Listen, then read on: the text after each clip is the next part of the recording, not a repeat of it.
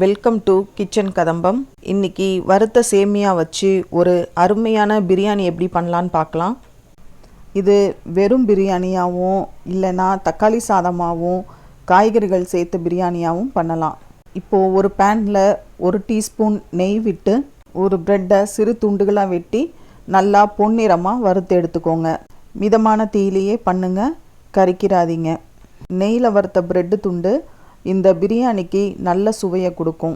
இப்போது நல்லா வறுபட்டுருச்சு, இதை தனியாக எடுத்து வச்சுக்கோங்க.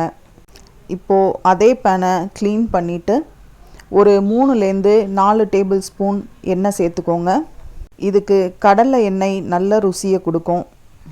எண்ணெய் சூடானதும் ஒரு பட்டை, ஒரு ஏலக்காய் போட்டு பொரிச்சுக்கோங்க.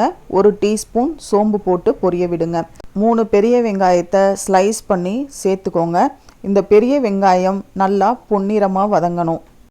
பொன்னிறமாக வறுக்கிற வெங்காயம்தான் இந்த பிரியாணிக்கு ஒரு நல்ல டேஸ்ட்டை கொடுக்கும். இப்போது இதுக்கு தேவையான உப்பு சேர்த்துக்கோங்க. இந்த வெங்காயம் வதக்கும் போது மிதமான தீயிலேயே வதக்கிக்கோங்க. இப்போது வெங்காயம் நல்லா பொன்னிறமாக வந்துருச்சு. இதோட ஒரு நறுக்கின தக்காளியை சேர்த்து நல்லா வதக்கிக்கோங்க. இந்த தக்காளி நல்லா குழைவாக இருக்கணும்னு அவசியம் கிடையாது. இப்போது இதோட கொத்தமல்லி, புதினா நறுக்கினதை சேர்த்துட்டு நல்லா வதக்கிக்கோங்க. தக்காளி, புதினா, கொத்தமல்லி எல்லாமே நல்லா வதங்கணும். இதோட நம்ம நறுக்கின காய்கறிகளை சேர்த்துக்கோங்க. நான் இன்றைக்கி பீன்ஸ், கேரட், பீஸ், பேபிகார்ன் சேர்த்து வதக்கியிருக்கேன். இதோட 2 பச்சை மிளகாவையும் போட்டுக்கோங்க. 1/2 டீஸ்பூன் மஞ்சள் தூள், 2 டீஸ்பூன் மிளகாய் தூள், காரம் உங்களுக்கு ஏற்ற மாதிரி போட்டுக்கோங்க. 1 டீஸ்பூன் கொத்தமல்லி தூள், 1 டீஸ்பூன் பிரியாணி தூள் சேர்த்து நல்லா வதக்கி விட்டுருங்க. எப்போவுமே சமையல் பண்ணும்போது மிதமான தீயிலேயே பண்ணுங்கள். அப்போ தான் சீக்கிரம் கருகாது, டேஸ்ட்டும் நல்லாயிருக்கும். இப்போ ஒரு மூடி போட்டு அந்த காய்கறிகளை கொஞ்சம் நல்லா வதக்கிக்கோங்க. இப்போது வறுத்த சேமியா ஒரு 3 கப் சேர்க்குறோம். இதுக்கு கடையிலேயே வறுத்த சேமியான்னு விற்கிது. அதை வச்சு பண்ணிங்கன்னா ரொம்ப அருமையான டேஸ்ட் வரும். இப்போது இந்த சேமியாவையும் காய்கறி மசாலாவையும் நல்லா மிக்ஸ் பண்ணி விட்டுட்டு வறுத்து விடுங்க. 3 கப் சேமியாவுக்கு 4 கப் சுடுதண்ணி சேர்க்குறேன். இந்த பக்குவம் கரெக்டாக இருக்கும். இதை விட அதிகமாக தண்ணி ஊற்றுனீங்கன்னா குழைவாக வரும், நல்ல டேஸ்ட்டு இருக்காது. நல்லா உதிரியாக வரணுன்னா சுடுதண்ணி ஊற்றுங்க. நல்லா மிக்ஸ் பண்ணிவிட்டு மேலே 1 டீஸ்பூன் நெய் ஊற்றி ஒரு மூடியை வச்சு மூடி 3லேருந்து 5 நிமிஷம் லோ ஃப்ளேம்லேயே நல்லா வேக விடுங்க.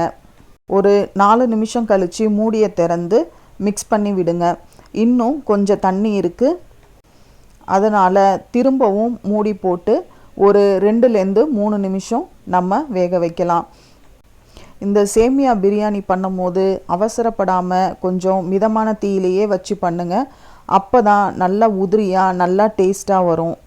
இப்போது சேமியா பிரியாணி நல்லா உதிரியாக டேஸ்டியாக ரெடி ஆயிருச்சு. சர்வ் பண்ணுறதுக்கு முன்னாடி நம்ம பொரிச்சு வச்சுருக்க பிரெட் துண்டுகளை இதோட சேர்த்துக்கோங்க. கடைசியாக சேர்த்து கொடுத்தீங்கன்னா நல்லா கிறிஸ்பியாகவே இருக்கும், ரொம்ப சுவையாக இருக்கும். இதை ஒரு நாள் ட்ரை பண்ணி பாருங்கள். இதுக்கு தேவையான பொருட்களோட லிஸ்ட்டை டிஸ்கிரிப்ஷன் பாக்ஸில் கொடுத்துருக்கேன், செக் பண்ணுங்கள்.